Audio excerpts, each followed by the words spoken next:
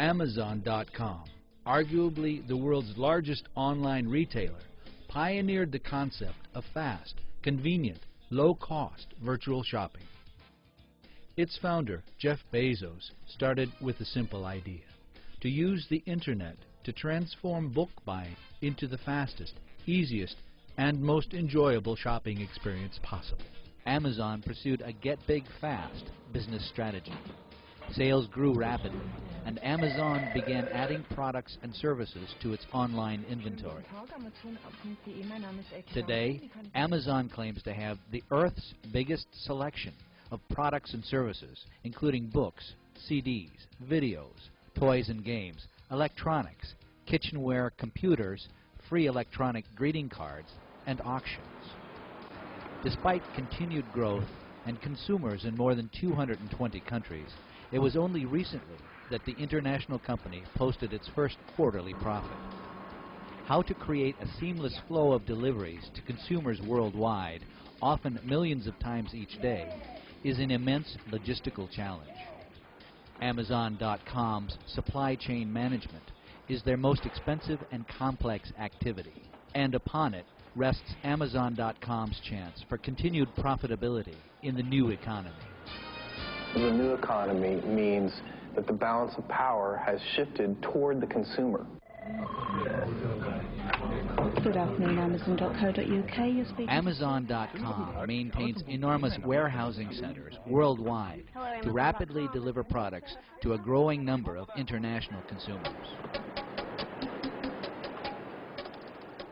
The founding idea of Amazon.com, that here you have this technology which allows for infinite shelf space. This cavernous 600,000 square foot facility outside Reno, Nevada, with 2.7 million items, is one of 7 domestic distribution centers for Amazon.com.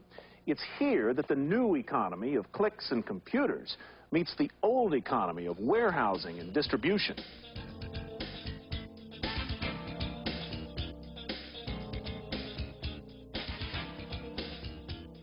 The chances are very good that you're already acquainted with Amazon.com's website and perhaps Jeff Bezos. But what happens after the click of your computer mouse?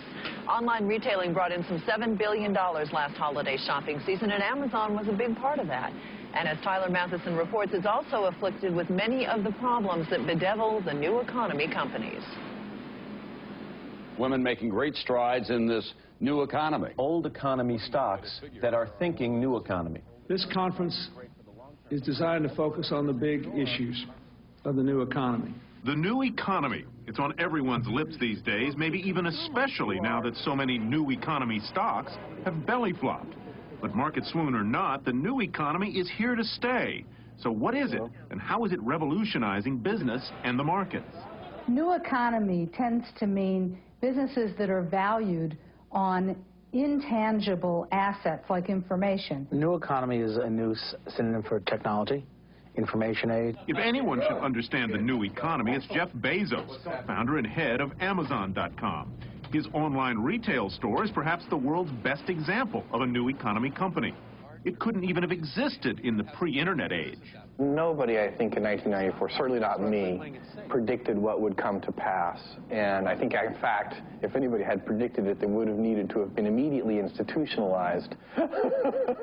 But some think investors are crazy for making Amazon a $20 billion stock, considering the company lost over $750 million last year and has never come close to making a profit. Lack of profit makes Amazon, like many new economy outfits, more focused on technological promise than current earnings. So how does it all work? After you place your order, a computer assigns it to the distribution center that's nearest you. Orders are then processed by product rather than by a person's individual purchase. For example, if 19 separate orders for a Harry Potter book come in, they're pulled all at once. A red light lets a picker know to take ordered items off the shelf, and a number tells precisely how many. The items are then put in bins on a conveyor belt that takes them to a central point. There, barcodes on the products are matched with order numbers. If you order 2 or 3 things, this is where we actually put those items together and call it your order. Jeff Wilkie is head of operations for Amazon. When the order is together, the light goes on automatically. The computer tells us that that order is complete.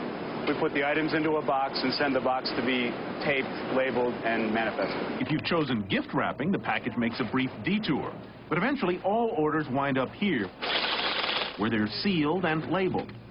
After roughly 5 hours, 15 barcode scans, and up to a 10-mile conveyor belt trip, the packages are loaded onto a truck for shipping. New economy technology makes it all possible. The speed at which telecommunications networks allow us to pass information back and forth have enabled us to do the real-time work that we keep talking about. In the past, it would have taken too long to get this many items through a system. And the speed this new economy technology has created goes way beyond revolutionizing retail. It's profoundly changed much of the corporate landscape. From airline tickets to shares of stock, the middleman is being taken out of the equation, with the biggest changes found in how businesses deal with one another in a world stitched together with high-speed fiber optics. In my opinion, we haven't even begun to see the far-reaching implications. If you look at the automobile, nobody predicted that that would create suburbs. If you look at the jet plane, nobody predicted that that would create globalization. So these secondary effects of these very foundational technologies can be incredibly powerful. I don't think we know yet where the internet is really, going to go. And of course, no one knows exactly which way Amazon.com itself will go. Its sales have certainly zoomed from $500,000 to about 1.6. Amazon.com has come a long way towards proving that online retailing can work. As the company strives to maintain profitability and continue its growth, its future success is likely to depend on the success of its logistics and supply chain management activities.